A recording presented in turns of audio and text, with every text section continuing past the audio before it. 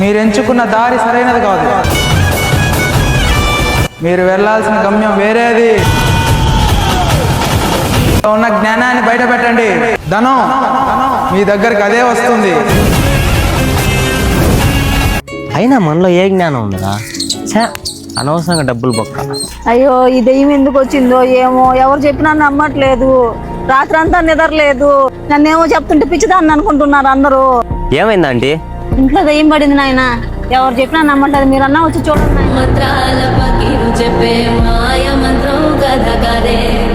రే వద్దులే మామ, లేనిపోని మనకి ఎందుకు ఇల్లు చూస్తున్నా భయం వేస్తుందా? పట్ట పగలేం కాదు కానీ